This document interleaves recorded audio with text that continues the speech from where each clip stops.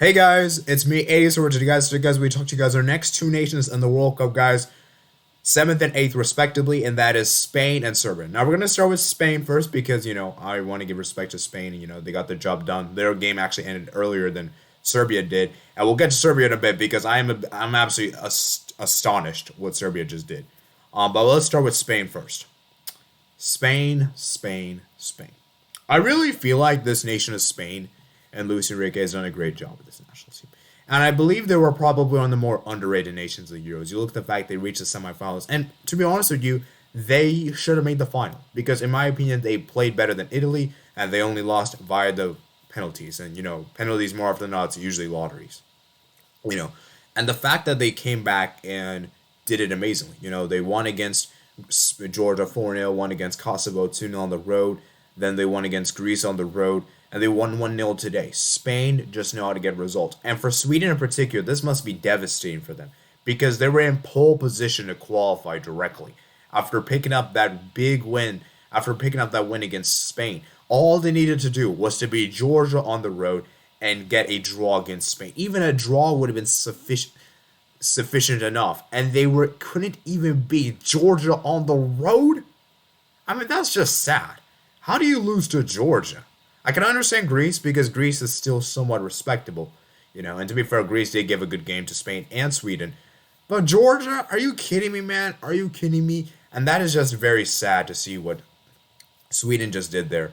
And for Spain in particular, Morata came up big today, and Spain didn't need to win this game because of Sweden dropping points like that. Spain just needed to just score one goal. Spain just needed to not lose the match.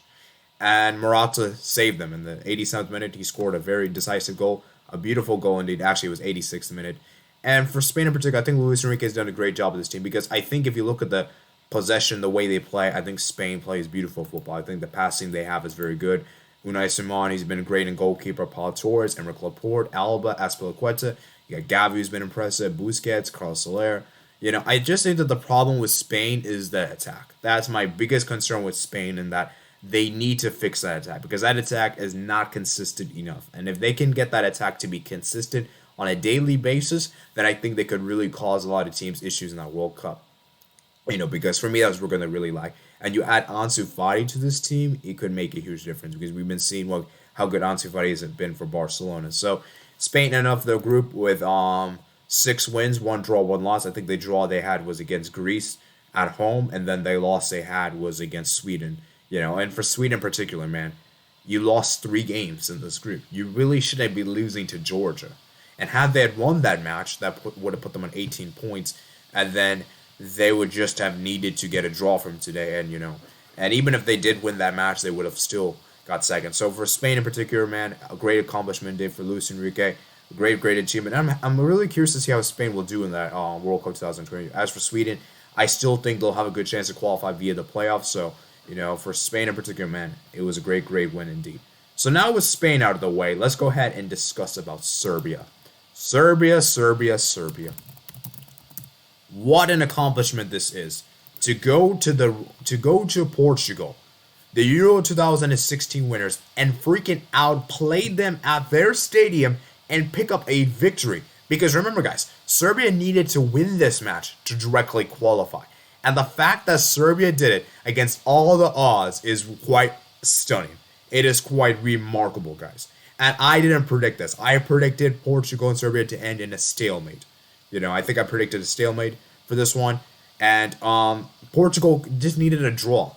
Just needed a draw from this match. And the fact that Portugal lost at home with Mitrovic scoring the decisive goal in the 90th minute is just insane. It is just insane, guys. It's just stunning. I'm just in utter disbelief because you saw how Portugal took an early lead in this game. Renato Sanchez, Tadic then equalized. Then Mitrovic scored the goal. And for Portugal in particular, they just haven't been convinced. I'm sorry, guys. This Portugal team is not great under Fernando Santos. I look at the first game qualifiers they played. They started off with a 1-0 win against Azerbaijan. And that goal came in from an own goal. They literally scored an own goal. Then they played against Serbia on the road, which they should have probably won the match, in all honesty. But didn't happen at all, and we all know what happened. Goal got disallowed, and a lot of controversial things happened. Then they won on the road against Luxembourg. 3-1, pretty good stuff. Then they won against Ireland 2-1. But this one wasn't great against Ireland. I saw this match, guys, and Portugal were struggling this game. I mean, Ronaldo had to save them right in stoppage time, with his headers. He even missed a penalty in that match. Then they won against Azerbaijan on the road.